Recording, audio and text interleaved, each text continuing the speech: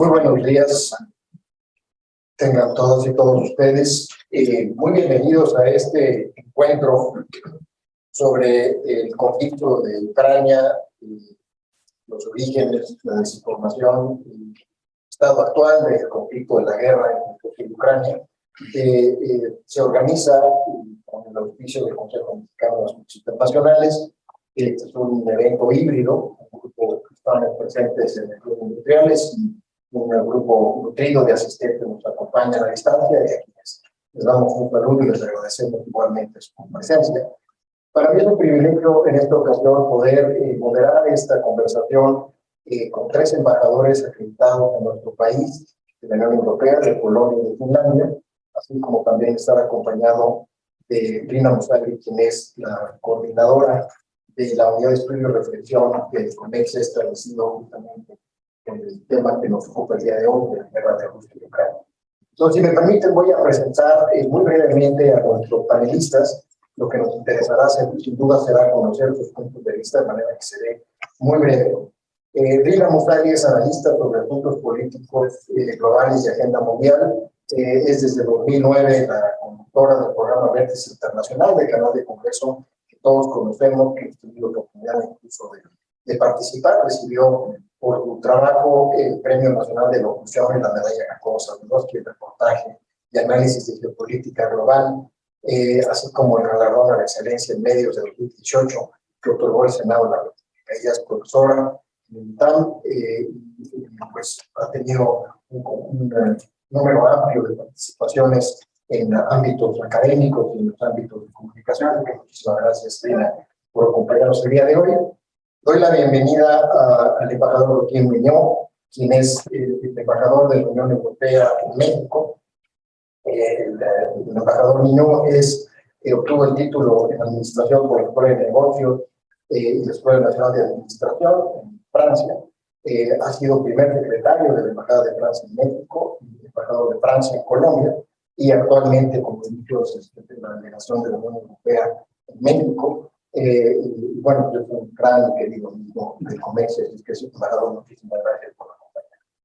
Igualmente, muy querida, muy respetada, la embajadora Päivi Kohagenko, también la embajadora de Finlandia en nuestro país. Ella es la embajadora para México y Centroamérica a partir de junio de 2019. Ha sido también embajadora de Finlandia en Rumania y en la República de Moldavia. Y bueno, pues ha tenido una serie de varios cargos dentro del Ministerio de Relaciones Exteriores de Finlandia. Ha sido la consejera de la Unión Europea en la Embajada de Finlandia en Londres, ha tenido puestos y ha sido encargada de llevar la relación en Afganistán, Pakistán, India, Sri Lanka dentro del ministerio.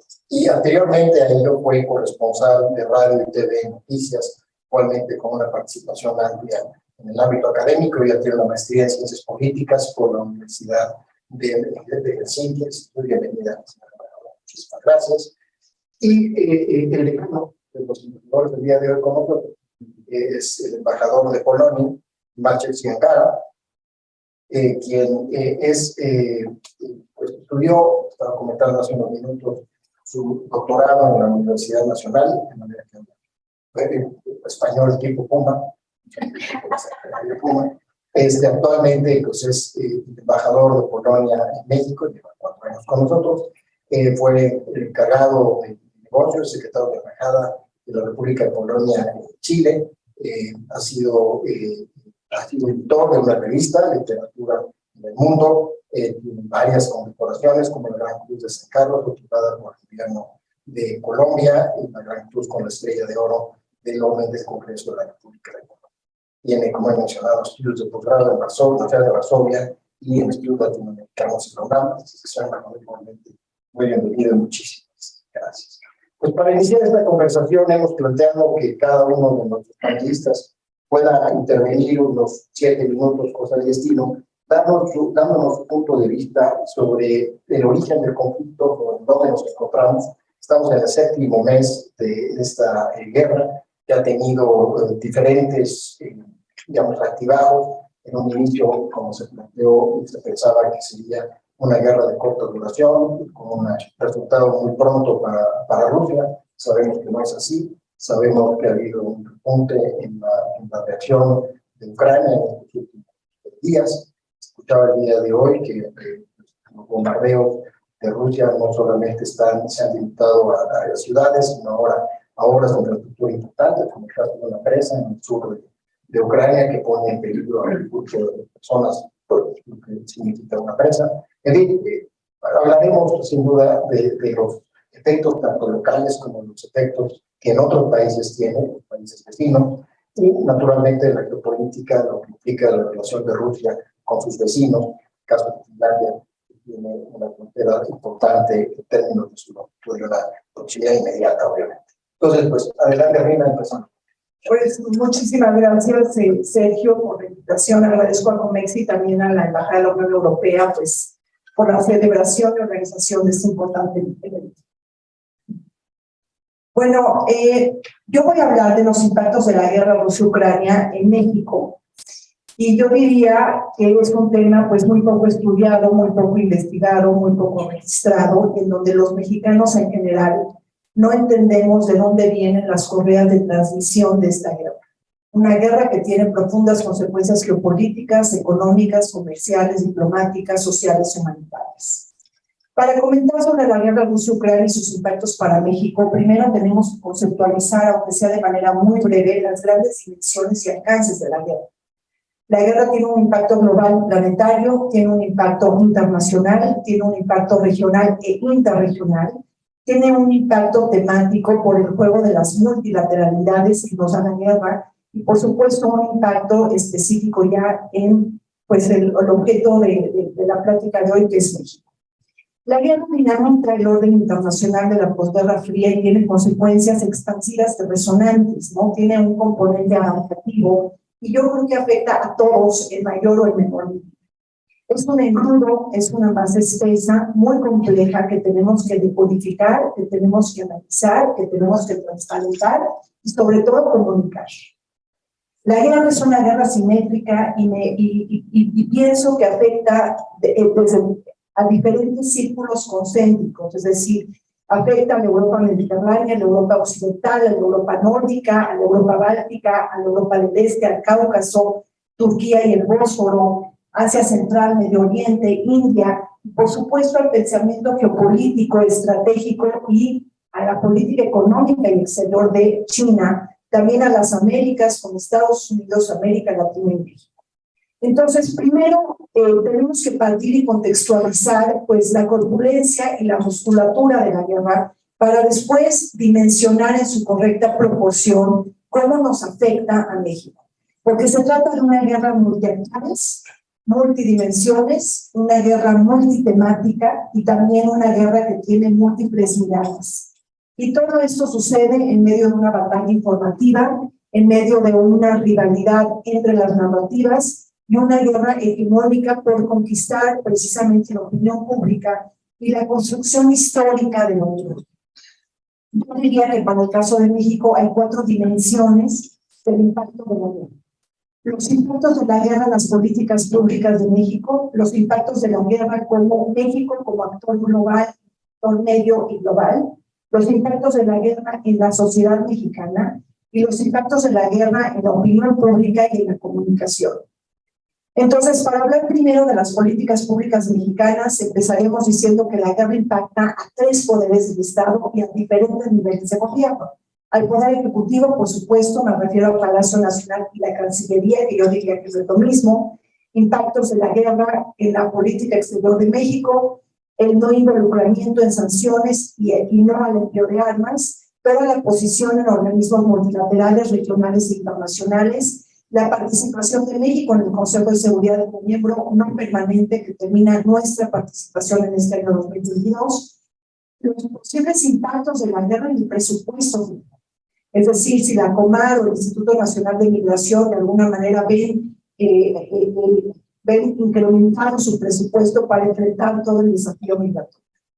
En el poder legislativo, bueno, pues tenemos los posicionamientos de los grupos parlamentarios ante la guerra. Tenemos que registrar cuál es la respuesta de los órganos directivos y de gobierno del Congreso mexicano. Me estoy refiriendo a la Junta de Coordinación Política y a las mesas directivas, tanto del Senado como de la Cámara de Diputados. Hay que también investigar muy bien qué está pasando en materia de diplomacia parlamentaria. ¿Cuál es la posición de México en los distintos foros parlamentarios, que los hay internacionales, regionales, interregionales? Hay grupos de amistad, México-Rusia, México-Ucrania. Hace unos meses, recientemente, un grupo de legisladores mexicanos visitaron Ucrania, visitaron Kiev, y también hay que registrar muy bien qué están haciendo las comisiones de Relaciones Exteriores de diputados y las diferentes comisiones de Relaciones Exteriores del Senado. Esto también impacta al Poder Judicial, es decir, hemos hablado del Poder Ejecutivo, Legislativo, al Judicial, todo el tema del derecho internacional, sanciones. En un caso hipotético, el Consejo de Seguridad imponga sanciones, bueno, pues México tendría que acatarlas porque eso es una cuestión, es un mandato y tiene efectos vinculantes. Nos vamos al nivel estatal. ¿Cuáles son los impactos de la guerra en las entidades federativas? Hay gobiernos más afectados unos que otros. Por ejemplo, el gobernador Enrique Alfaro de Jalisco y Samuel García de Nuevo León realizaron actos de solidaridad y de acompañamiento del pueblo ucraniano cuando se pide que los monumentos y edificios de algunos de gobierno se iluminaran con la bandera de Ucrania. ¿Cuáles son las reacciones de los congresos estatales, de los grupos parlamentarios, de estas bancadas parlamentarias? Por ejemplo, el Partido Verde de Nuevo León también pidió que el edificio parlamentario se iluminara de amarillo y de azul. Los impactos en las fronteras, el tema de la migración rusa y ucraniana en México, los impactos de la guerra en el presupuesto estatal, ¿no? La atención de migrantes y refugiados, si hay dinero para los comedores, los albergues, los campamentos de migrantes, servicios de salud, etc. También tendríamos que estar viendo qué pasa con el tema de las protestas en los estados y si hay gestos simbólicos de mexicanos ante la guerra. Hemos visto protestas en el norte, en el sur, en el centro de México. Sí vimos protestas, por ejemplo, de la comunidad ucraniana de México en la Ciudad de México, bueno, obviamente ante la embajada rusa. Pero me parece que todo esto no lo tenemos integrado en un conocimiento sistemático y disciplinado. Todo está en el ambiente y no estamos pudiendo tener un pensamiento disciplinado para poder entender qué está pasando, registrarlo y luego entonces tomar acciones. También está a nivel local y municipal qué está pasando con los municipios y localidades más afectados por la migración rusa y ucraniana, y también posibles impactos de la guerra en el presupuesto municipal. Luego me voy a los impactos de la guerra para México como un actor medio y global, porque tenemos aquí tres dimensiones: la dimensión internacional, la dimensión interregional y la regional. Es decir, la guerra impacta en los posicionamientos de México en las cumbres, en los organismos internacionales, en los foros regionales y los sistemas de integración económico-comerciales. ¿Cómo reaccionamos frente al sistema de la ONU? ¿Cuál es el posicionamiento de México ante la Organización Mundial del Comercio? Toda la red de tratados de libre comercio que tiene México con el mundo, inclusive en el foro Davos. Bueno, pues que el presidente de México pues no ha ido a ninguna de sus últimas, no ha ido a sus ediciones, pero sí en presencia de la Secretaría de Economía. ¿Cómo estamos reaccionando? ¿Cómo estamos posicionando en la postura de México frente a las voces internacionales? Tenemos que hay una dimensión interregional porque pues México forma parte de diferentes grupos políticos y económicos interregionales de los que también tenemos que posicionarnos. Por ejemplo, formamos parte del MICTA. Bueno, MICTA luce mucho más ucraniana que los BRICS, ¿no? Digo, México no forma parte de los BRICS, pero bueno, los BRICS, pues que son mucho más pro-Rusia y pro-China. México participa en OCDE y en el G20. Aquí la pregunta es, bueno, Indonesia está liderando los trabajos del G20 y hay toda una discusión si se va a invitar o no, bueno, si va a participar Vladimir Putin. Y bueno, México, ¿qué posición toma al respecto? Tenemos un acuerdo global con la Unión Europea. ¿Cómo afectan las relaciones de México con la Unión Europea después de la guerra?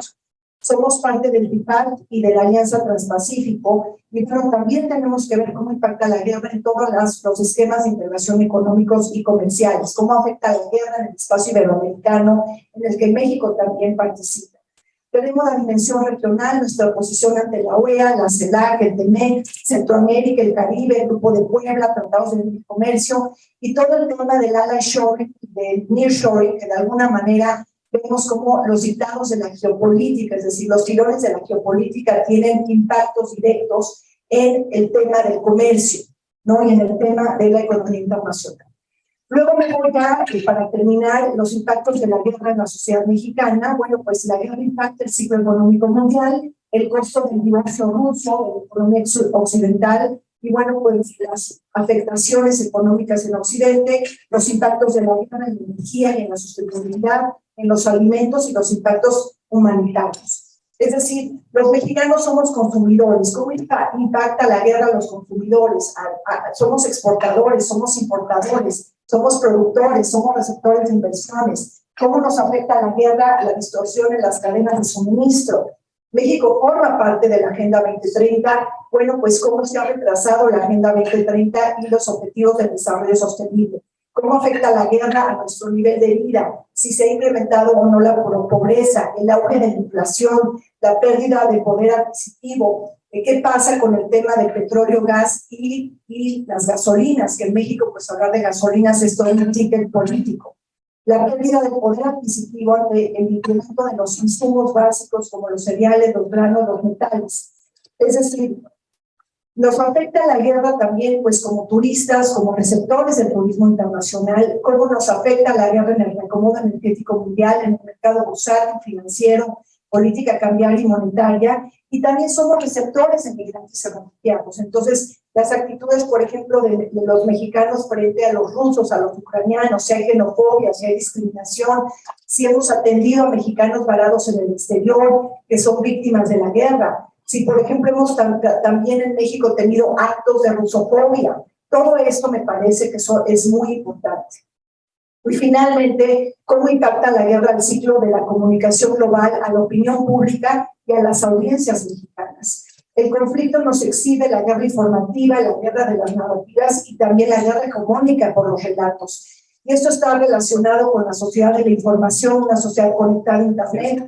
Hay un cambio en el modelo comunicacional, ya lo decíamos ayer, un evento también en este conversatorio, que fue muy interesante hablando de desinformación, el traspaso de este modelo de medios tradicionales a medios digitales, en donde hay afectación transversal, horizontal, y ha generado audiencias fragmentadas.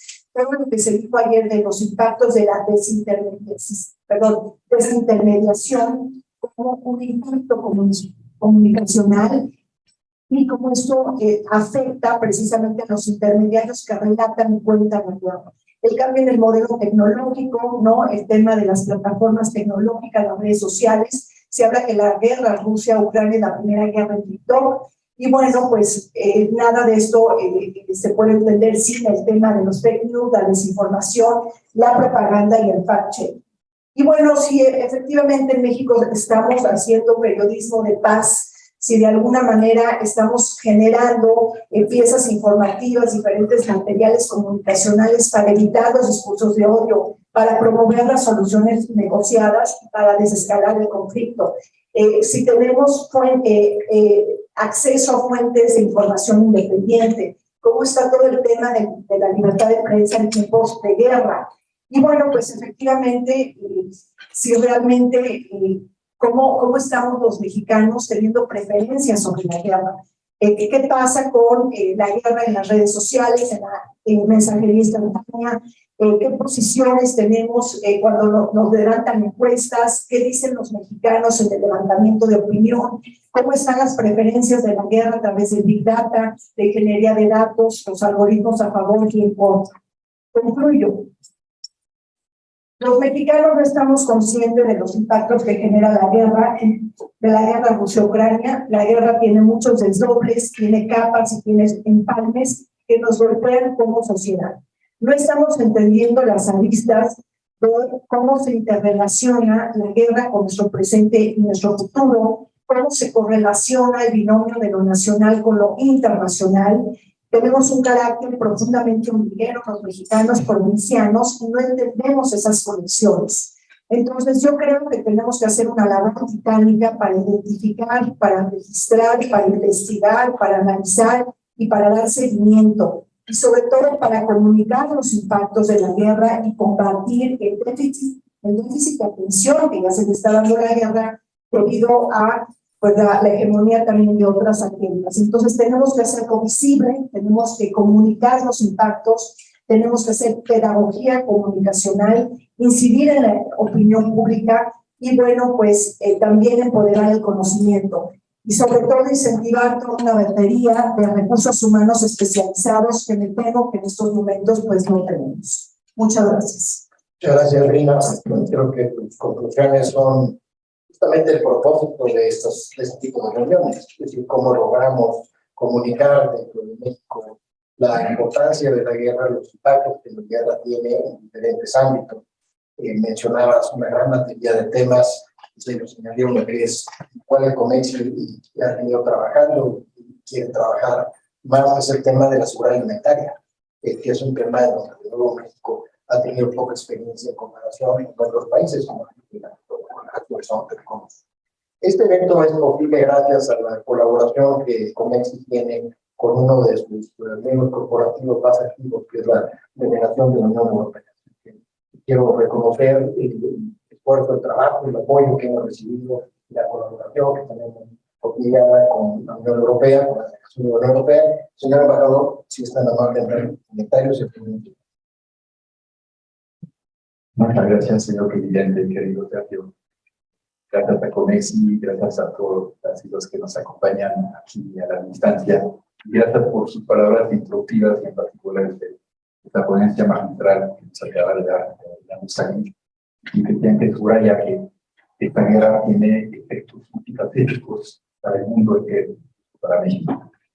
Pero si miramos simplemente la situación en el terreno, el balance de casi 7 meses de esta guerra no provocada por Ucrania y desatada por Rusia es un horror, es un horror.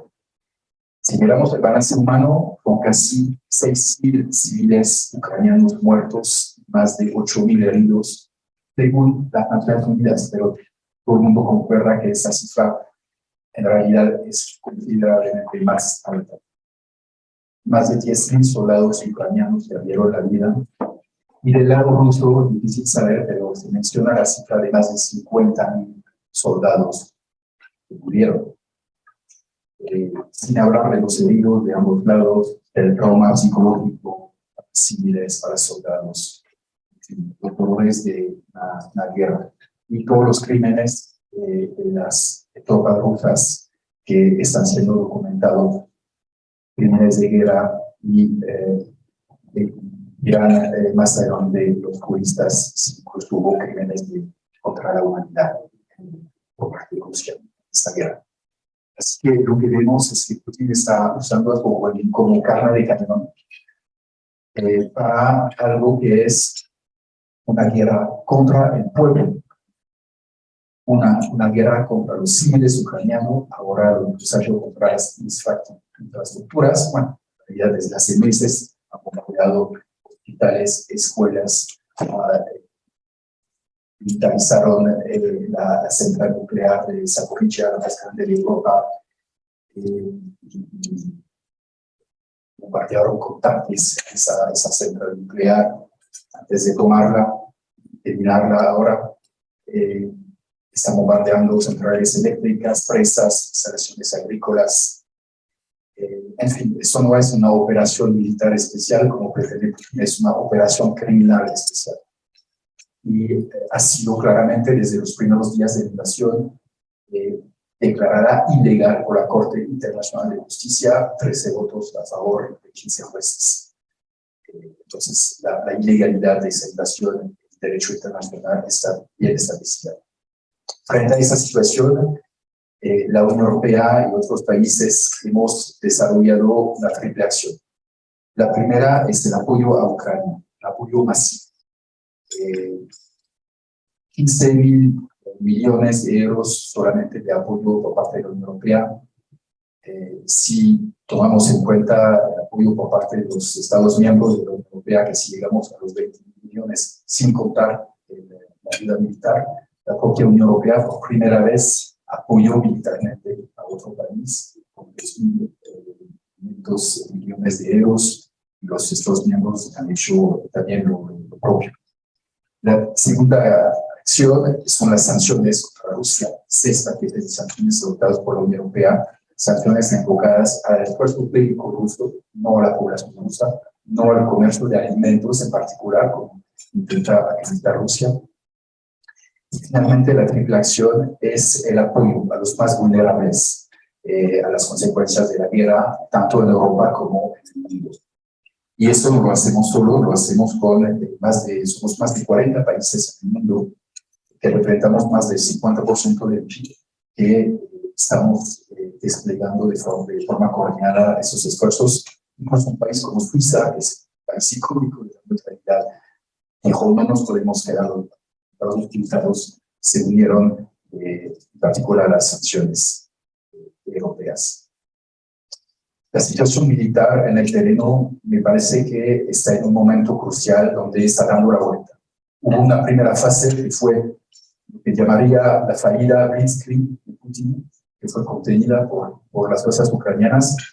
Después una segunda fase que vio los rusos retirarse del norte de Ucrania, abandonar su ofensiva contra la capital Kiev, reagrupar sus fuerzas y concentrar sus ataques en el frente oriental, con algunos progresos, pero limitados por las fuerzas ucranianas. Y ahora parece que estamos entrando en la tercera fase, donde ahora son los ucranianos que tienen la ofensiva, la contraofensiva, y en pocos días han recuperado, según los ucranianos, más de 6.000 kilómetros cuadrados, lo cual excede de lejos las conquistas rusas desde la primavera, pero no desde el comienzo de la invasión.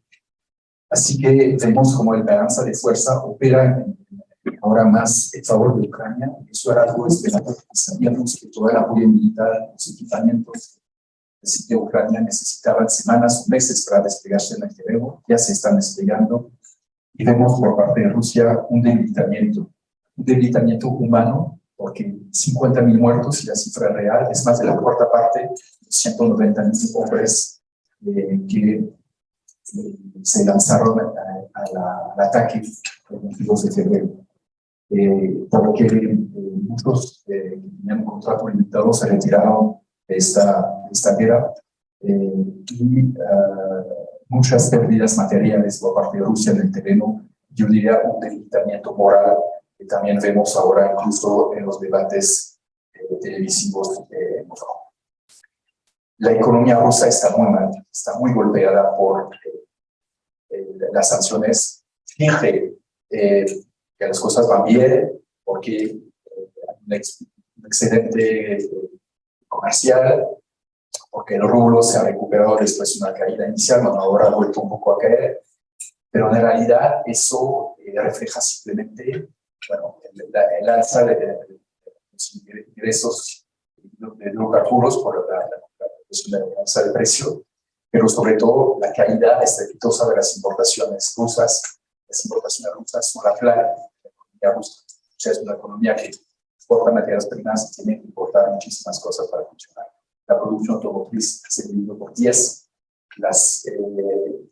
Aeroflot tiene que dejar unos aviones en el suelo para recuperar las piezas porque les faltan partes de aviones. En fin, están cada vez más golpeados y están en una estrategia militar cada vez más errática. Entonces vemos una estrategia por parte de Rusia que intenta maximizar los efectos socioeconómicos, alimentarios, energéticos, con la esperanza sobre el resto del mundo y sobre Europa en particular, con la esperanza que se cansen las opiniones públicas, los gobiernos de Europa y dejen de apoyar a Ucrania y suelten las acciones contra Rusia.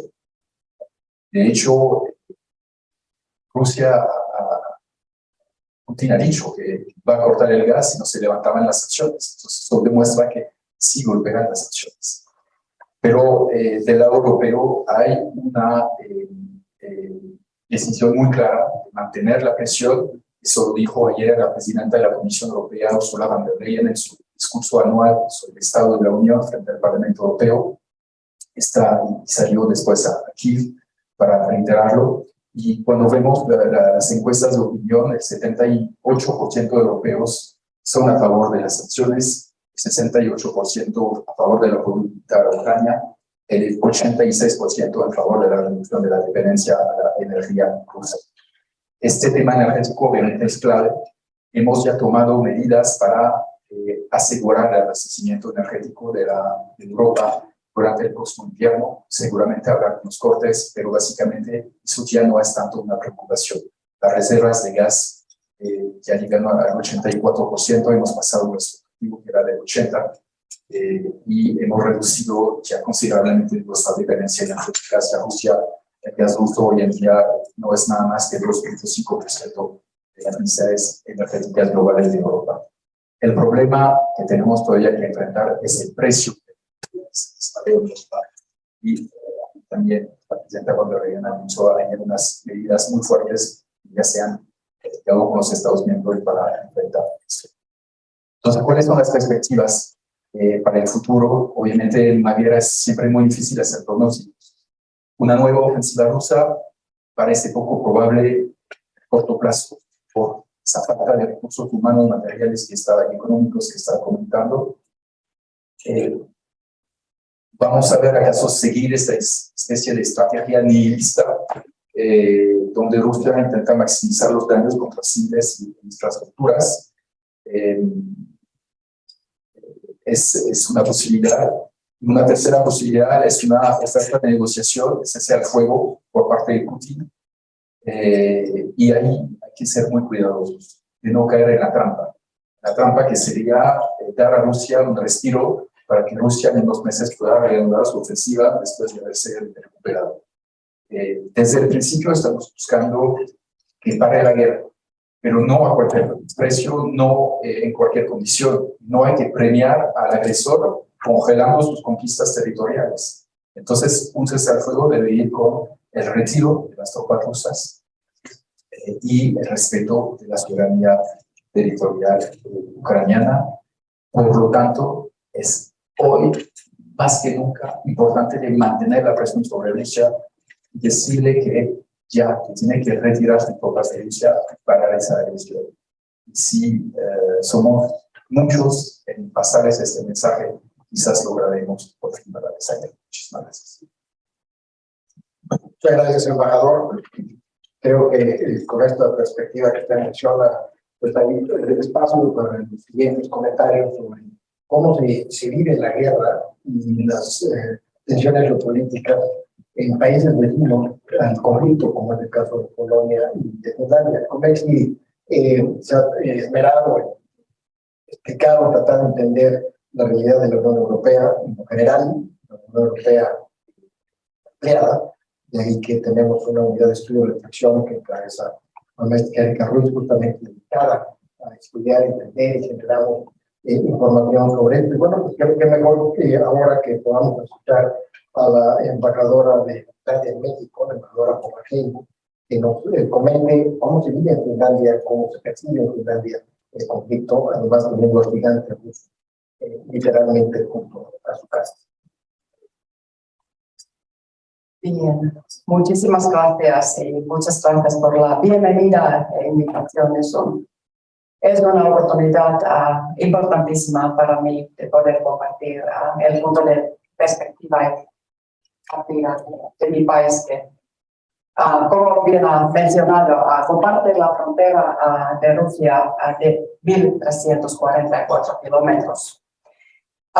Bueno, el impacto obviamente es algo contundente. Los efectos de la guerra de agresión de Rusia en mi país, en Europa, en el mundo son enormes y es difícil exagerar su alcance. Y definitivamente los finlandeses pensamos que no habrá un regreso al viejo familiar ante lo desconocido en la primavera, pero basado en nuestra propia experiencia histórica durante la Segunda Guerra Mundial. Finlandia concluyó que es la absoluta necesidad de fortalecer y maximizar la seguridad nacional de nuestro país.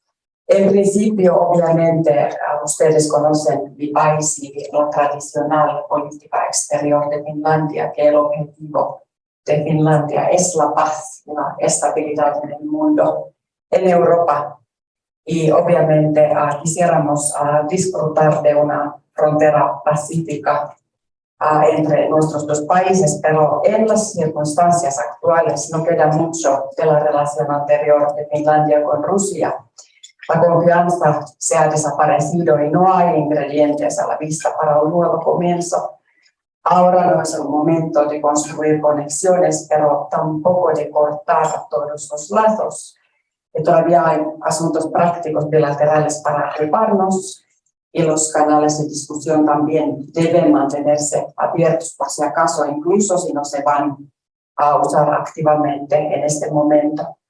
Pero ya sabemos, somos muy realistas los finlandeses, existimos allí, la ubicación está allí desde nuestra existencia, ¿no? Que el vecino nuestro no se convertirá en algo mejor para nosotros en un futuro previsible que con su guerra de agresión contra todos sus principios internacionales mutuamente acordadas y con su objetivo de interferir en la libertad soberana de otros países independientes en sus procesos de toma de decisión, obviamente ha quedado claro.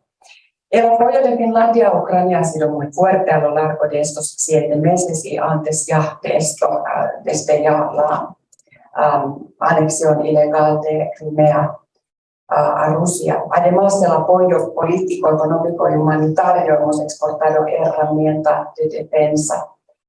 Ha sido algo histórico también en nuestra diplomacia exterior. Pensamos nosotros que Ucrania no solo lucha por su propia libertad, sino también por los valores y principios europeos. Y el apoyo finlandés a Ucrania y a los ucranianos continuará mientras sea necesario.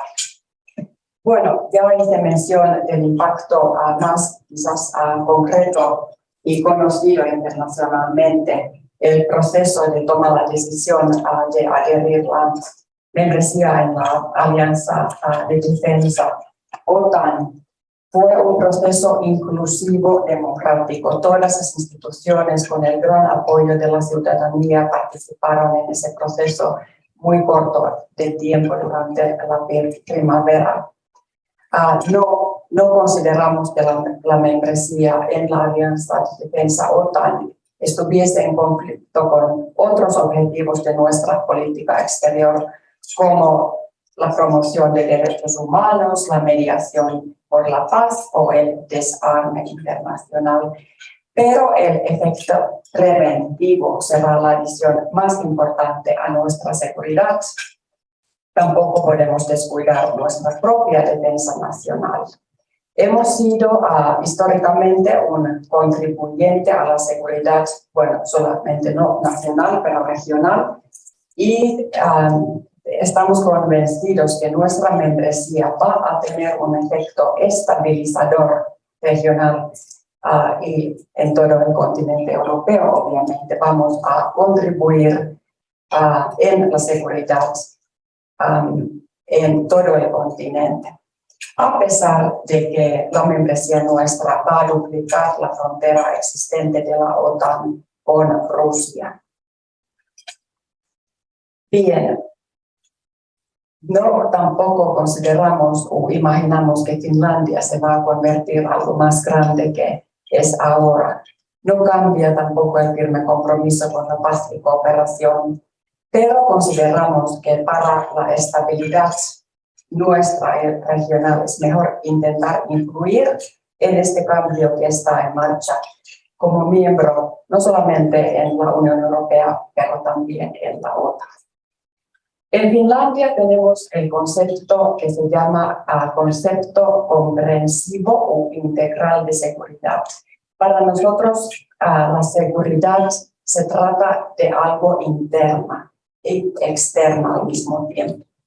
Y tiene un papel clave en el poder nuestro de mantener la resiliencia y también la capacidad de responder a diferentes amenazas híbridas, desinformación e interferencias cibernéticas. Existen redes de cooperación de preparación entre autoridades, sector privado, academia, NGOs y ciudadanía.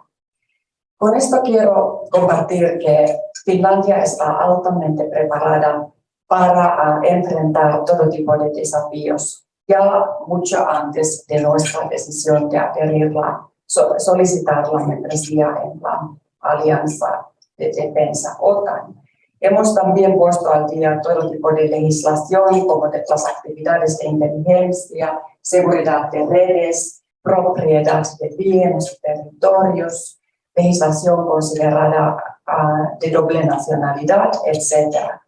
Hemos revisado también la capacidad en los dominios de comunicación estratégica, ciberseguridad, migración y seguridad de frontera. Pensamos muy firmemente que no se debería permitir ni aceptar un mundo en el que Rusia hubiera ganado esta guerra. Ha violado y abandonado los principios y compromisos centrales del orden mundial y la infraestructura de seguridad europea. Esta realidad está frente a nosotros incluso después del final de la guerra. También es importantísimo que todos los crímenes de guerra se investiguen y quienes los cometieron rindan cuentas. Hay que evitar un antecedente para que la guerra ahora limitada a Ucrania pueda extenderse más. La guerra iniciada por Rusia nos ha descarrilado hacia una era fría en la política mundial. Nosotros muy firmemente hemos implementado las sanciones de la Unión Europea porque con esa medida intentamos debilitar la capacidad de Rusia para financiar la guerra y como el colega embajador Gautier ya ha mencionado, ya se ve el impacto que tienen efecto las sanciones. Al mismo tiempo debemos continuar nuestra cooperación internacional entre todos los socios a fortalecer las capacidades de la comunidad internacional para defender en general la democracia y derecho internacional. Por eso, Finlandia firmemente continúa promoviendo la igualdad, el respeto a los derechos humanos, democracia, defensa del derecho internacional, como ya mencioné. Y tampoco en estos tiempos turbulentes, cuando el realismo ha hecho el comeback, tenemos que tener en cuenta los desafíos a largo plazo, el cambio climático, pobreza, derechos humanos, como he mencionado. Si no buscamos respuestas efectivas a estos problemas, sabemos que rápidamente nos esperan nuevos desafíos y problemas. Bueno, las perspectivas, entonces. Valoramos en Finlandia muchísimo la fuerza de las capacidades de defensa, tanto en el estado mental como en la materia. La unidad, creemos nosotros, ha podido probar en nuestra propia historia también que la unidad nacional es un pilar básico de seguridad de cada nación. Y esto se va a poner a prueba este otoño, como ya se ha mencionado, los problemas en la economía y la energía. La residencia sí que se va a ver si nos aguantamos, la cohesión de nuestras sociedades esté allí, porque la seguridad no es solo externa, sino también interna. Los giros y vueltas de la guerra son imposibles casi predecir. A pesar de los acontecimientos del comienzo de esta semana, vale la pena prepararse para una guerra larga y agotadora. ¿Y por qué? ¿Por qué digo esto? Pues en Finlandia parece que Rusia ahora está claramente más preparada para asumir riesgos aún mayores en comparación con conflictos, guerras anteriores.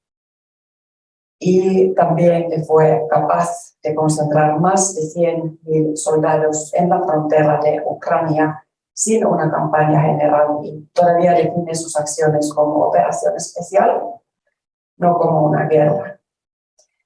Se ha dicho varias veces a lo largo de estos pasados meses que la guerra de Rusia contra Ucrania debe terminar mediante negociaciones. Obviamente desde el punto de partida tradicional de Finlandia, nuestra diplomacia siempre apoyamos estas medidas. Pero la guerra no puede terminar si a Rusia se le permite quedarse con los territorios conquistados y prepararse para un nuevo ataque.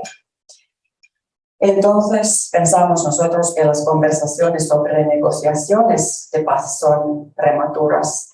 Rusia ha demostrado que está preparada para el uso ilimitado de la fuerza. El objetivo es que Ucrania siga siendo independiente y pueda recuperar el control de manera sostenible y permanente de los territorios que le pertenecen.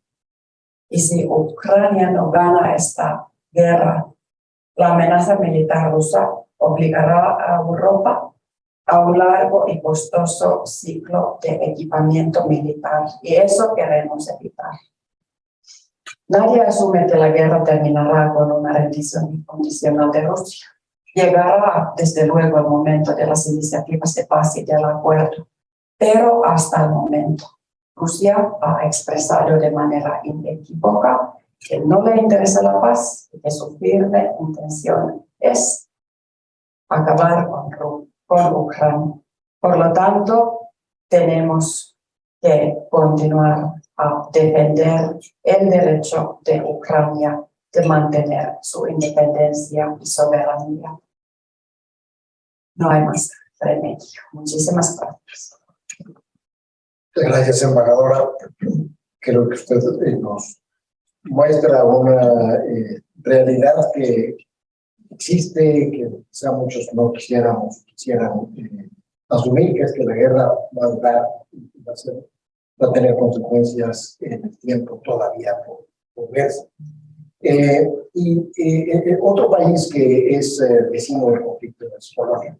Quisiéramos conocer el punto de vista del licenciado embajador en Maciej Szyngala, que tengo ya buen tiempo aquí en México de la nación. Muchas gracias, presidente. Muchísimas gracias por la invitación. Buenos días a todas y todos. Quisiera, como estamos con los académicos de Comexi, en primer lugar quisiera referirme a ciertas ideas que siguen apareciendo en la reflexión en México y en Latinoamérica sobre la guerra, que hacen eco de los conceptos del realismo defensivo norteamericano, principalmente de John Mearsheimer y Stephen Wolf, sobre los orígenes de la guerra en Ucrania. Pues esto hace eco no solamente en el ámbito académico, incluso algunos políticos mexicanos se refirieron a estas ideas que básicamente desplazan la responsabilidad por la guerra desde la Federación Rusa hacia la OTAN, principalmente los Estados Unidos, diciendo que la OTAN, y estoy citando a Stephen Wolf, arrastró a Ucrania a que fuera parte de esta alianza de defensa. De igual manera, sugieren que la Unión Europea arrastró a Ucrania para que se acercara a este bloque político. Diciendo que en estos momentos Rusia se sintió acorralada desde el año 2004, luego 2008, en los siguientes hitos, digamos, de este camino de Ucrania hacia la democratización y hacia el occidente. Y los líderes rusos, la élite política rusa tomó la convicción de que la OTAN, al expandirse hacia Ucrania, tiene los objetivos ofensivos simplemente de atacar a Rusia. Dice Mearsheimer que Crimea seguía siendo parte de Ucrania si no hubiera sido por este movimiento, digamos, hacia la OTAN. De igual forma dice que Rusia no pudo detener la integración de Polonia y los países bálticos o Rumania a la OTAN porque era demasiado débil en los años 90, pero sí es que decidió detener la integración de Ucrania a la OTAN cuando ya era suficientemente fuerte con el presidente Putin al mando. Son opiniones, quiero decir, atractivas intelectualmente y presentadas de una forma por grandes académicos que pueden hacer efectivamente cierto eco en los círculos precisamente mexicanos, argentinos, brasileños, porque también expresan cierto malestar de la intelectualidad norteamericana y la autocrítica que hacen ellos al sistema de la democracia liberal. No obstante, nosotros estamos en total desacuerdo con estos planteamientos de los realistas y nos parecen totalmente irreales y falsos en cuanto a la descripción de la realidad con la que tenemos que ver hoy en día. Creemos desde Polonia que para empezar, la OTAN no es un factor porque desde el año 2008 prácticamente se dejó de hablar de la membresía de Ucrania en la OTAN. Esto quedó muy claro y obviamente en 2008 cuando, a pesar de que la OTAN decide, digamos, congelar este proceso, Rusia ataca a Georgia en uno de tantos movimientos de expandirse territorialmente y de expandir su control territorial del vecindario. No tiene que ver tampoco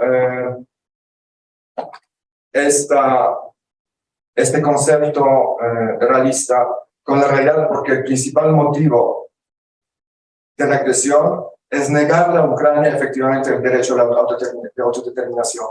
Y esto creo yo que debería entenderse muy bien en México, donde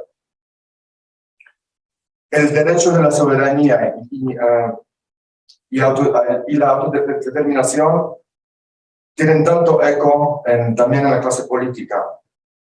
El presidente Putin lo dijo muchas veces, lo dijo el expresidente Medvedev, que básicamente los ucranianos no tienen derecho a formar un Estado soberano porque no son un pueblo propio, siempre fueron parte de la gran Rusia y deben regresar a lo que la élite define como el Ruski Mir, la paz rusa, o sea, un imperio donde el idioma oficial sería el ruso, la religión sería ortodoxa y el sistema sería básicamente un sistema que alude al imperio zarista con un gobierno fuerte presidido en este caso por Vladimir Putin. Entonces, la defensa a la cual los países europeos apoyan, también con armamento, no solamente con apoyo económico, sino también con armamento, es la razón de ser de los ucranianos.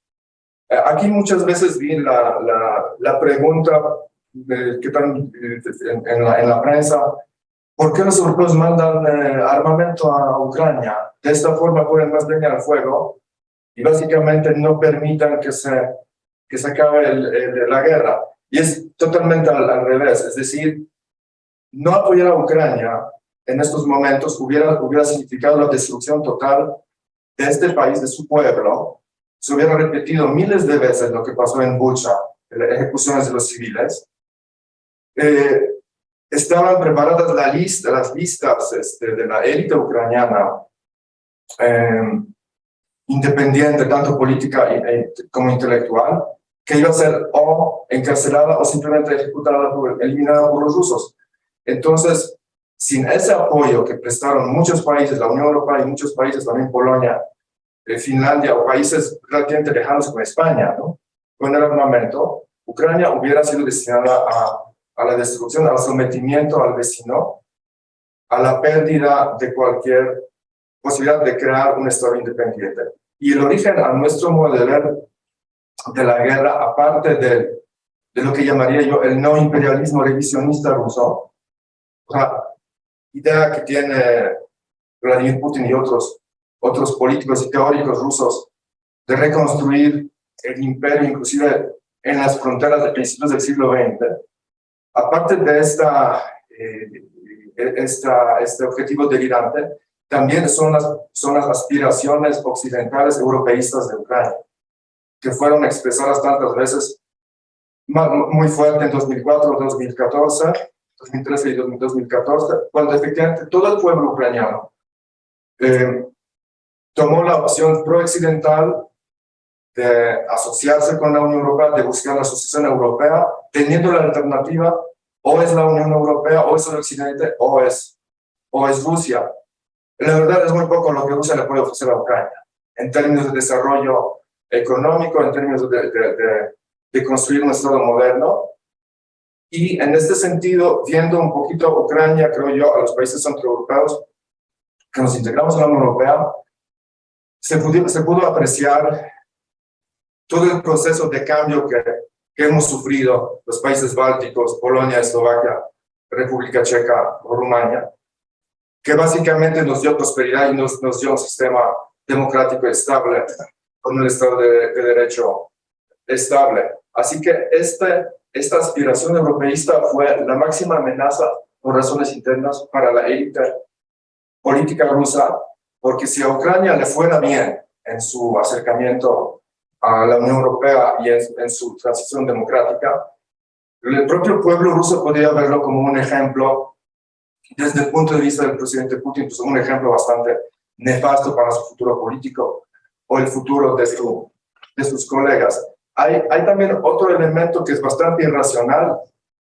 Se supone que el presidente Putin quiere dejar un legado de reconstruir el imperio y estar en los manuales de historia al lado de Pedro el Grande, de Caterina la Grande. Así que no veamos a Rusia hoy en día, a su élite, como una élite que actúa según algunos principios solamente racionales. No, hay toda una ideología muy oscura que con cada mes de la guerra se manifestó de una forma mucho más fuerte, precisamente de la llamada paz rusa, que es básicamente una ideología ultranacionalista. Quisiera también referirme a los efectos de la guerra en Polonia y sobre todo a un tema en particular, que son los refugiados o las refugiadas ucranianas en Polonia. Desde el inicio de la guerra, por la frontera polaco-ucraniana entraron más de 6 millones de personas, 6.300.000 personas, en su gran mayoría ucranianas con niñas y niños. Obviamente porque los hombres entre 18 a creo que 50 años se quedaron en Ucrania o inclusive volvieron de Polonia a Ucrania para pelear en la guerra. Obviamente no todas estas personas, no todos los 6 millones se quedaron en Polonia, pero calculamos que hoy en día en Polonia hay entre 2 y 3 millones de refugiadas, que desde el primer día, desde el 24 de febrero, cuando tuvimos flujos durante mucho tiempo de 100.000 personas por la frontera polaco-ucraniana. Todas estas personas recibieron un apoyo no solamente del gobierno central, no solamente de los municipios, sino de la sociedad civil, un apoyo que de verdad era extraordinario a todos los niveles. A nivel de prestaciones, de legislación polaca, los ucranianos, los refugiados ucranianos, tienen los mismos derechos que los ciudadanos polacos, pueden acceder al sistema de salud, de educación, pueden trabajar prácticamente desde el primer día legalmente en Polonia, tienen derecho a la seguridad social, obtienen su CUR polaco y pueden acceder a todo el sistema, digamos, entre comillas, del bienestar, digamos, salud, educación y seguridad social que los polacos. Al mismo tiempo, la sociedad civil se mostró muy cooperativa, digamos, muy generosa, alojando a las refugiadas en sus casas, prestándoles sus casas, sus departamentos.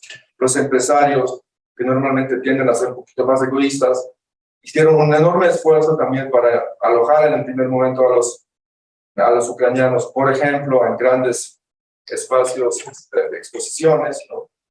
Y sobre todo de darles el apoyo económico, de transporte, etc.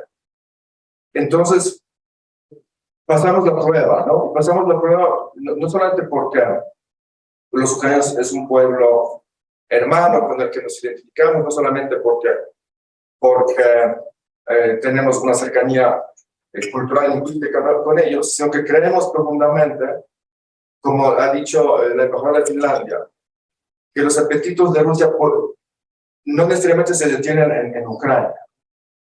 Pueden tocar también a otros países, y Polonia podría ser un objetivo, lo que abiertamente dicen algunos analistas rusos en la televisión rusa, analizando cómo sería el ataque a través de Polonia a los países bálticos, o cómo unir Bielorrusia con Kaliningrado, con el ruso de Kaliningrado. Entonces no son chistes, no son especulaciones, hipótesis, es una realidad de que si permitimos en este momento avanzar a Rusia, prácticamente destruimos el sistema donde el derecho internacional debería prevalecer. Permitimos a Rusia avanzar en diferentes direcciones. Así que principalmente Polonia se concentra en tres vertientes: el apoyo al gobierno de Ucrania, también reitero con armamento, de lo que estamos muy orgullosos, el apoyo a las refugiadas y también el apoyo en los foros internacionales para adoptar resoluciones en diferentes agendas de las Naciones Unidas a favor de Ucrania. Igual que Gautier y Bailey, es muy difícil para mí diseñar algún futuro. Estoy de acuerdo que más bien va a ser una guerra larga y sin mucha intención de parte del agresor de negociar de forma efectiva y sin condiciones que ha puesto el presidente Putin desde el principio, las condiciones absurdas que prácticamente liquidarían el Estado ucraniano. Muchas gracias. Muchas gracias, embajador. Y creo que usted nos recuerda, hablamos de líderes delirantes que quieren pasar a la historia y formar parte de libros de texto. No estamos tan lejos de esa realidad. Quisiera abrir el espacio para algunos comentarios o algunas cuestiones. Se mencionaba reiteradamente la importancia de la cohesión y la unidad en Europa, con objeto de que este otoño y el invierno, que probablemente va a ser todavía más difícil, se pueda mantener el apoyo que mencionaba el embajador Niño de los 70%, apoyando a la guerra o la posición de Ucrania. Pero ¿cómo se combate la desinformación al interior de la sociedad europea para mantener esta cohesión? Así, ¿cómo lograr que esta cohesión realmente prevalezca ante un embate cotidiano, no únicamente de la guerra y los efectos de la guerra, sino de los efectos colaterales, la escasez que pueda darse de alimentos, los elevados precios de la energía? ¿Cómo contender con esto? Y eso me parece que es un tema central para el futuro de Ucrania. Realmente Ucrania depende de que se logre cohesionar efectivamente a la población. No sé si alguno de ustedes quisiera hacer algún comentario. Adelante, Manuel. Sí, muchas gracias. Esto de las actividades de desinformación obviamente es un tema crucialmente, sumamente importante en Europa, en nuestra región del norte de Europa y también, bueno, en el continente americano. Hablando de Finlandia, en nuestra sociedad, nosotros tenemos algún tipo de instinto natural por donde estamos viviendo desde siempre, de poder distinguir lo que es información correcta basada en datos y hechos reales y lo que ha sido inventado. Es algo que también hemos desarrollado a lo largo de la historia por consecuencia de experiencia histórica, siendo un país atacado, invadido por Unión Soviética durante la Segunda Guerra Mundial. Existe una asignatura de que los niños ya desde los primeros años de la primaria aprendan a distinguir y leer los periódicos, distinguir las noticias que puedan ellos mismos encontrar en las redes sociales. Y según algunas estadísticas, investigaciones, estudios, Finlandia, el pueblo nuestro es el mayor capacitado de enfrentar la desinformación. Hablamos mucho de esto en el entorno europeo, obviamente, y compartimos las mejores prácticas en diferentes foros compartidos también entre otras instituciones como es la OTAN. Por ejemplo, en la capital de Estonia, pero también en nuestra capital existen centros de excelencia que están enfocando en amenazas híbridas o amenazas cibernéticas para poder mantener la cohesión o construir una capacidad más preparada para enfrentar este tipo de actividades que no son nuevas. Para nada que no son nuevas. Gracias, interesante información desde pequeño. Por favor. Muchas gracias. Polonia se estuvo preparando para un posible chantaje energético por parte de Rusia desde hace muchos años, oponiéndose también a Nord Stream 2, que bypassea básicamente nuestro país, Ucrania. Entonces, desde hace más de 10 años emprendimos dos proyectos. Creamos un terminal de gas licuado del Báltico y estamos por iniciar el gasoducto desde Noruega, la Baltic Pipe, que nos va a abastecer un gran porcentaje de nuestro gas. Polonia, bueno, también produce un poco de gas natural, pero obviamente no es suficiente. Al mismo tiempo, la pregunta del presidente José es muy pertinente porque este invierno obviamente no va a ser fácil. Se está regresando en varios países al combustible tradicional, el carbón, que tampoco es fácil, tampoco es tan barato conseguirlo en estos momentos. Pero quiero decirles que también aludiendo al discurso de la presidenta von der Leyen de ayer, que paradójicamente es una oportunidad de crear una Europa energética más solidaria, más cooperativa y con una transición mucho más rápida también a las energías renovables, empezando por el hidrógeno, lo que planteó la presidenta el día de ayer, si no me equivoco, bueno, en uno de sus últimos pronunciamientos. En Polonia también la participación, sobre todo de la energía eólica, va a ser cada vez más fuerte. Lamentablemente no tenemos las condiciones que tiene México de desarrollar las energías renovables, pero ahí vamos y obviamente también basándonos en el apoyo de nuestros socios, empezando también con Alemania, el socio y vecino, para superar este primer invierno de la guerra. Gracias, embajador. Interesante esta última reflexión sobre cómo México a veces desaprovecha sus oportunidades, no porque estamos en una guerra, simplemente porque nos reflejan las oportunidades que tenemos en el caso de las energías renovables. Sergio Flores, quien nos acompaña a distancia, hace una pregunta sobre qué tanto apoyo fuera de la retórica podría brindar China a Rusia y qué consecuencias tendría para la implantación de un acuerdo de inversiones. Y esto seguramente viene a colación por las reuniones que tendrán los presidentes Xi Jinping y Vladimir Putin hoy y mañana. Y en donde, si bien es un asunto que a veces se trata de desestimar porque es una reunión de seguridad regional, pues sí, nada más se reúnen Rusia y China. Entonces, no sé si alguien de ustedes quisiera hacer algo.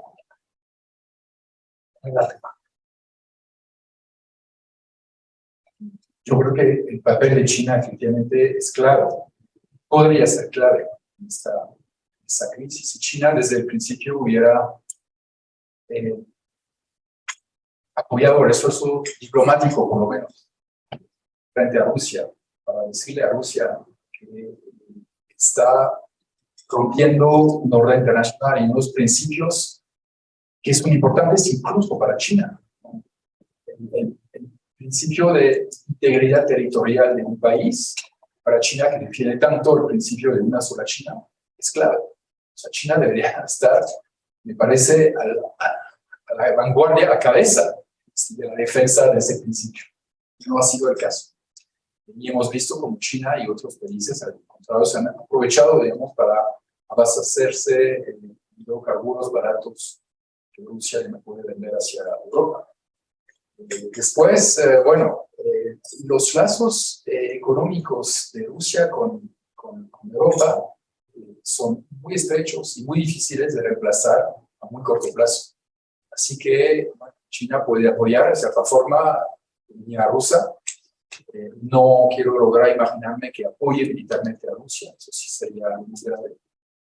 Pero me parece que eso sería una acción de mediano o largo plazo y no tiene tanto tiempo.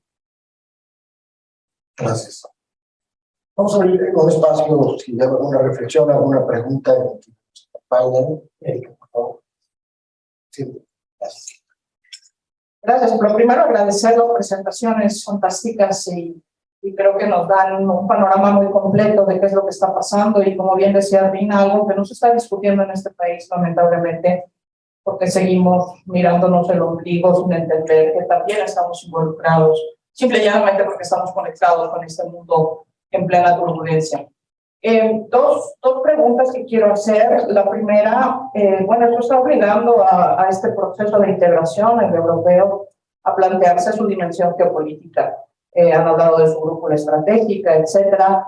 ¿Qué tanto va a apoyar la opinión pública que de verdad Europa se convierta en un actor geopolítico para garantizar su supervivencia, insisto, en este cambio de escenario internacional? Eso por una parte. Por otra, preguntar si los más jóvenes en Europa están entendiendo la dimensión de lo que está amenazado en este caso, ¿no? Porque probablemente generaciones mayores entienden porque tienen o recuerdo de la guerra, o al menos lo escucharon de sus abuelos, de sus padres, pero yo no sé si la generación TikTok tiene tanta claridad sobre lo que de verdad está en juego y cuál es el precio de la paz, al final de cuentas, y qué es lo que hay que pagar para tenerla, o sea, que no es gratuita, que es un esfuerzo permanente y cotidiano. Y por último, ¿qué esperarían de sus socios latinoamericanos? O sea, ¿por qué ante una invasión que es un caso de libro de texto de Derecho Internacional Público, primer curso, usted no puede invadir el territorio de otro? ¿Por qué no podemos, los latinoamericanos tan recelosos, como ya se mencionaba aquí, de su soberanía, de la integridad territorial, no hemos podido manifestar, estamos en contra de la invasión, con una voz fuerte, no a media voz, no tratando de escondernos, en aras de no meternos en un problema en el que de todas formas estamos metidos, porque, insisto, estamos vinculados con el resto del mundo? De nuevo, muchas gracias y felicitaciones. Gracias, Erika.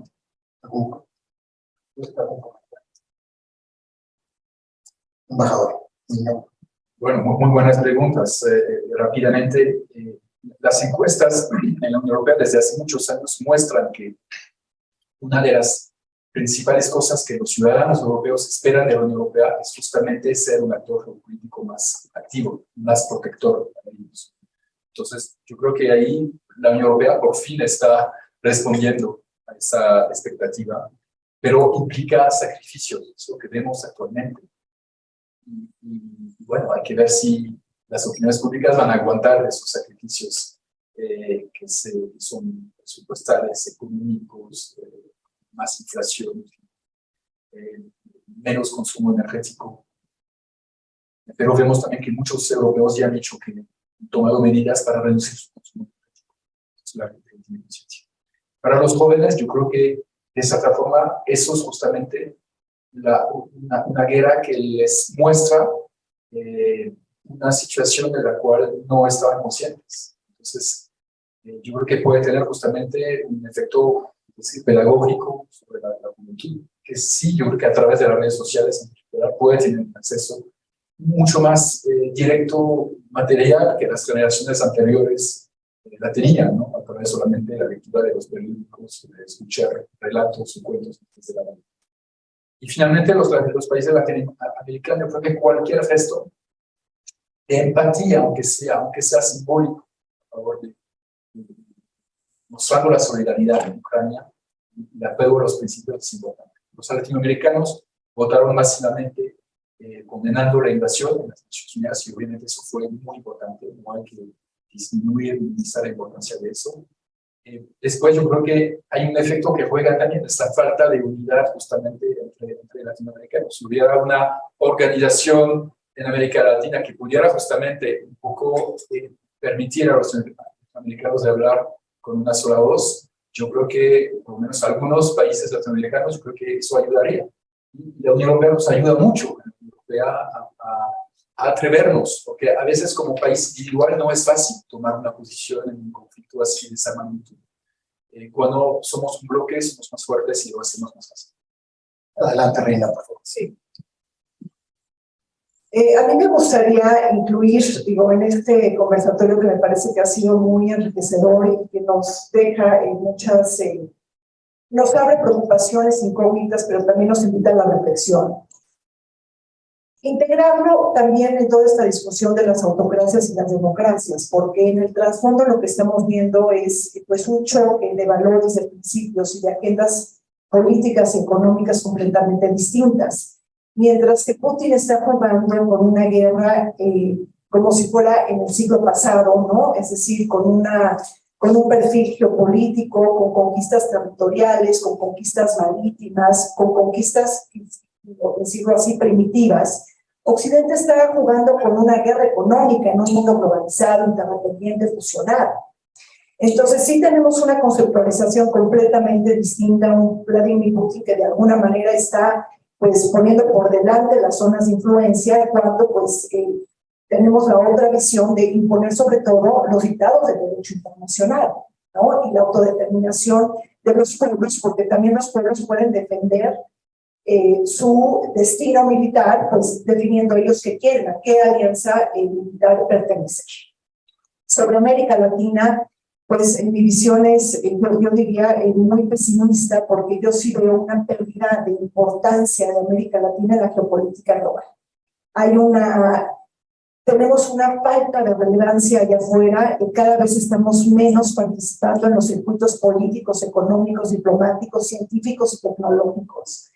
Tenemos una América Latina que está caminando de manera muy discordante, muy polarizada, es decir, muy dispar, con diferentes prioridades políticas, muy dividida, y eso nos merma nuestra capacidad de negociación en el exterior. Es decir, este actor, digo, América Latina, que de alguna manera pues, es relevante también, ha deteriorado su perfil geopolítico y nos ha hecho perder posiciones. Entonces, efectivamente, la pandemia que además nos atrasa los problemas del desarrollo en el mundo, pero América Latina muy golpeada por la pandemia, América Latina muy golpeada por la guerra Rusia-Ucrania, y otra vez los ciudadanos de a pie que no somos capaces de poder descifrar esos impactos y poder incursionar en el mundo, es decir, que todo esto nos invite a entender más el mundo, porque ese es el objetivo final.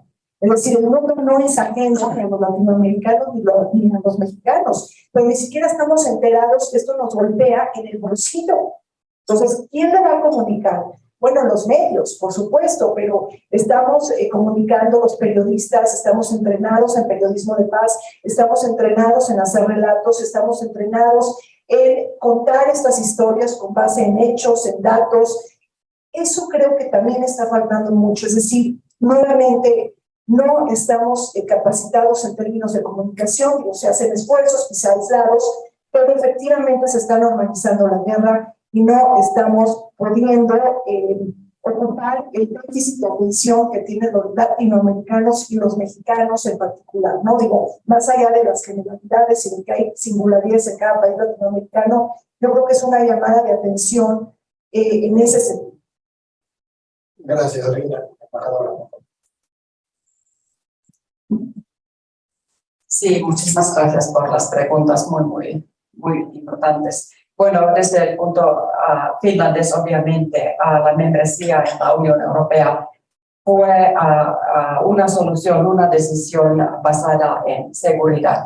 Obviamente se trataba entonces también de un objetivo de buscar estabilidad económica, pero en el fondo cada uno de los ciudadanos que participaron en el referéndum y votaron en contra de la membresía tenían en su mente la seguridad, y eso ha sido como estudiado varias veces.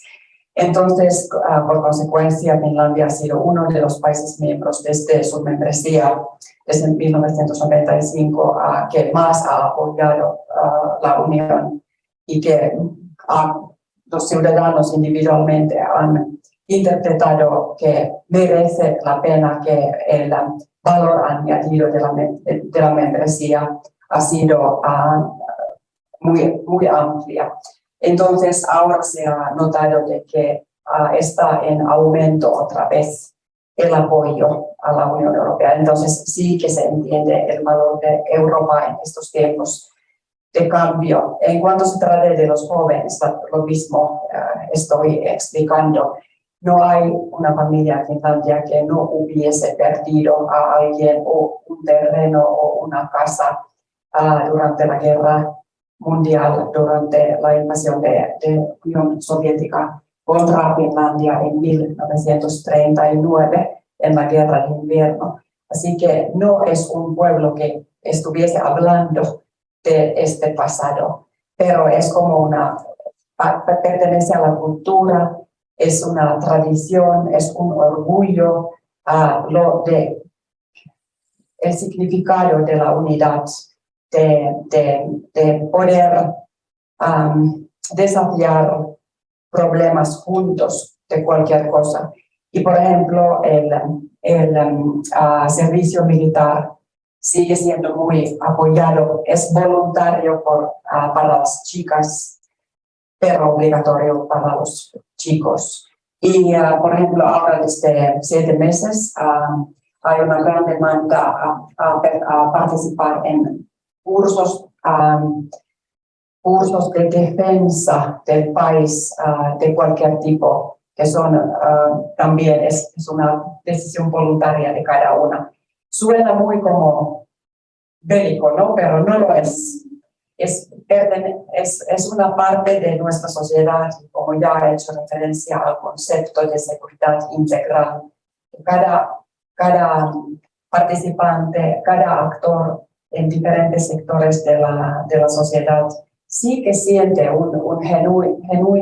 una verdadera vocación para reforzar de manera natural la sociedad, de ser más capacitados en el lugar donde nos ubicamos y por las lecciones aprendidas en el pasado.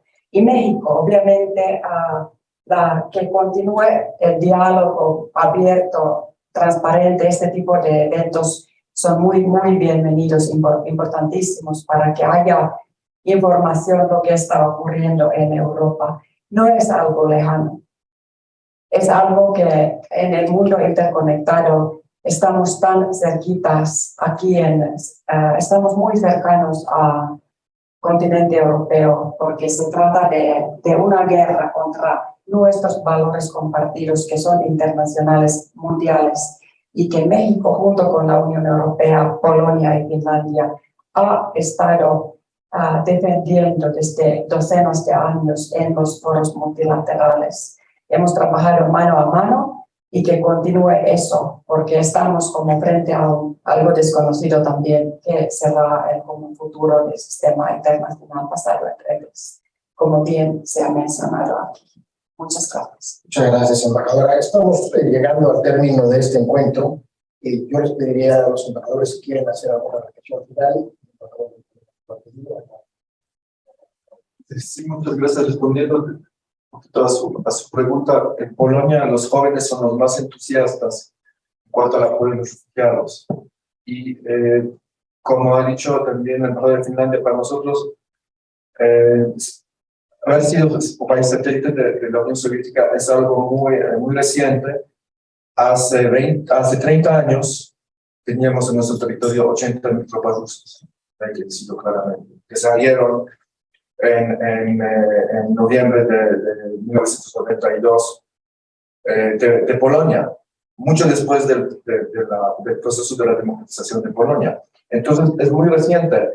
Y como somos la nación más probablemente la más pro-europea de la Unión Europea, con el 90% de los ciudadanos que consideramos que vale la pena ser parte de Europa y respetar las instituciones europeas, apoyar a Ucrania también significa para nosotros ser parte de este organismo y también darle una oportunidad a nuestro vecino de acercarse a las estructuras europeas.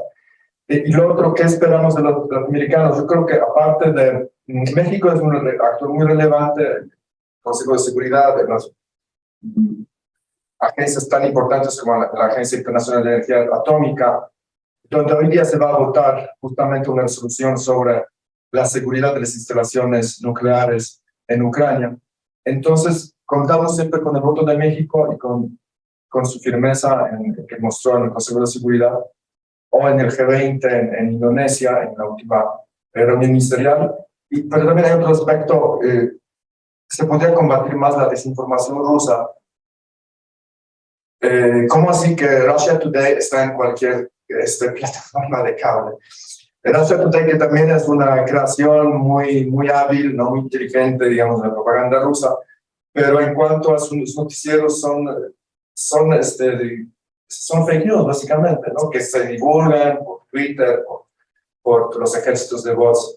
Entonces, el papel de los académicos, de los periodistas, yo creo que podría ser basarse realmente en los hechos. Hay muchos noticieros confiables, europeos, ¿no? Que muestran la realidad de la guerra, que no la llaman la operación especial, etcétera, que no muestran ese mundo al revés que muestra Sputnik o Russia Today. Entonces, contrarrestar un poquito también la propaganda. Muchas gracias. Muy bien, muchísimas gracias, embajador. Entonces, para terminar, alguna reflexión final, si les parece que empecemos de atrás para adelante, digamos, embajador, no sé si quiere hacer alguna reflexión final. Señor embajador. Yo quisiera simplemente poner las cosas nuevamente en su contexto global. Esa guerra ocurre en un momento en que la humanidad está confrontada a retos globales que deberían estar concentrando todos nuestros esfuerzos colectivos.